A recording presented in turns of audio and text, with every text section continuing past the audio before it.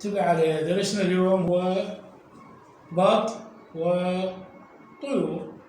كلكم شايفين طائر البط اللي هو هذا موجود بالصورة، وأيضا الطيور المتبقية، هاي الطيور الصغار اللي تشوفوها الصغار، هاي نسميها طيور اللي هي فراخ البط.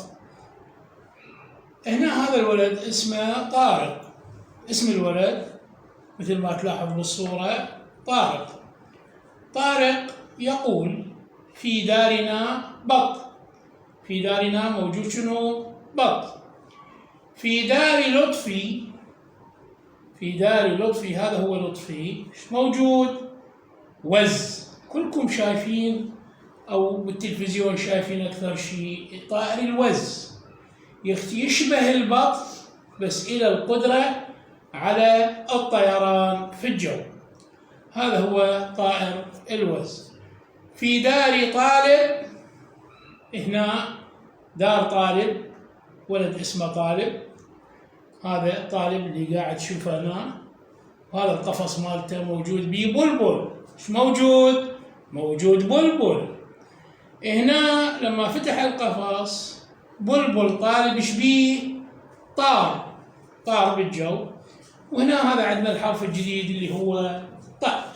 هذا درس ان شاء الله من الدروس السهله جدا، واللي راح نشرحها لكم، وكلكم وياي راح تتبعون حركه ايدي واني اكتب الطاء نفس الثمانيه بالرياضيات، واسحبها شكل واخلي عليها الآ أو الواحد ونقراها طاء. لاحظ؟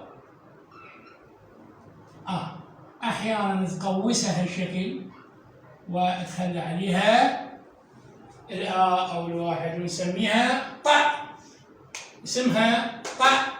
البعض منكم يقراها أوت، خطأ. ما عندنا أوت، عندنا طاء. انتبه عليه شلون اقراها، طاء. اذا الخطوه الاولى كتابه الحرف الجديد طاء. وكالمعتاد هذا نكتبه الحرف اللي هو طاء نكتبه صفحه كامله في دفتر القراءه ونقراها. الخطوه الاخرى كتابه وقراءه المقاطع الجديده. هنا هذا الطي فتحه، لاحظ فتحه فوقها طي. هسه شلون الفظه طي؟ خلي له اي اللي هي الكسره اي صار طي، خلي له او صار طو، خلي له صار طا. او كبيره مثل هاي طو، يي اوليه ويي اخريه يصير طي. اذا طي طو طا طو طي. هنا عندك تقريبا 7 مقاطع توزعهن على صفحتين، تكتب لنا اياهن وتميز بين مقطع ومقطع. ليش قلنا طي ليش؟ طو طا طو طي. وتسوي بهن بلا هن والحرف الجديد. نيجي نعرض لكم الدرس مع المقاطع والحروف، الكل تنتبه عليه. اعيد مره اخرى، هذه ما تقروها اوت مثل ما البعض منكم يقراها، لا، طاء اسمها. لاحظ هنا شلون ب، هذا ماخذ المقطع، طاء بط، ب طاء بط. هنا الطاء مثقل او مشدد، يعني عباره عن حرفين طاء، يعني اصل الكلمه بهالصيغه هذه، هالشكل تكتب ب طاء.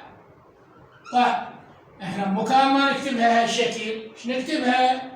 ب طاء وحده ناخذ ونخلي عليها شده، فصارت ب طاء بط. هاي حبيت اوضحها لكم. ارجع الى درسي. ب طاء بط وطو. لاحظ المقطع طو، هذا طو. وطيور، اليي ويا الأو كبيرة صار يو. وطيور وطيور. طا ويا الآ، طا هذا المقطع طا.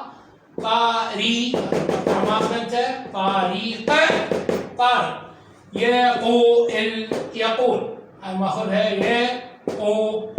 يقول. في هذا المقطع مستقل. اف ويري نقراها في، هنا لي آخرية في. دارينا دارنا. داري يشري كسر جواله نقراها ري. دارينا جمعها دارنا. بط اللي هي نفس الكلمة بط. في داري نفس الكلمة. لو الالف فوقها ولو، هذا المقطع لو. هنا طاء ما عليه حركة، اقراها كما هي، لا فتحة لا كسرة لا ضمة. لو لطفي. لو طاء في لطفي. لو طاء في لطفي. وإز وز. هنا الإز نفس الطاء هذه مشدد أو مثقل، يعني الزين. أخذنا وحدة وربطناها بهاي الشدة فصارت عندنا إز. وإز وز. في داري لطف في لطفي. وإز وز. في داري. لاحظ هنا 3 مرات تكررت. في داري نعم. في داري. طالب طالب. طالب. الطاء هذه اللي هاي اللي جوها اي ماخذيها طالب. حرف الباء طالب. بو ليش قلنا ما عليه حركه، لا فتحه لا كسره لا ضمه، نقرا كما هو. بو آخرية هذه صارت بلبل، اقراها بو بلبل. بو بلبل. طالب. طارق. لاحظ الطاء على الفتحة وياها طار. وهنا هذه الحروف عندنا راح أعيدها مرة أخرى بشكل سريع. بط وطيور. طارق. يقول. في دارنا. بط. في داري لوط. في لطفي. وإز وز. في داري. طالب. بلبل. بلبل. طالب. عندنا هذه المقاطع ماخذها انت كلها ودخلنا وياها هاي المقاطع، اقراها لك بشكل سريع. وطو طاريو يقو فينا لو في لي كسرة. بو. عندنا حروف ايضا بآخرين. هذه تطلع عليها وشكو مقطع ما تعرف تسوي بهم، لا ويا ريت تسوي بهم كلهن وتتعلم عليها وتحفظها حتى تطلع الدرس بسهوله وتحفظه وتكتبه. الكتبه هي مرتين، تحفظه وتدز به مقاطع صوتيه ومرئيه. ايضا هذه المقاطع توزعها على صفحتين وتكتبها، وهذا تكتبها صفحه واحده وتدز مقاطع اخرى نشوفها، وكتابتك وواجباتك نشوفها ان شاء الله في الدرس القادم. وشكرا.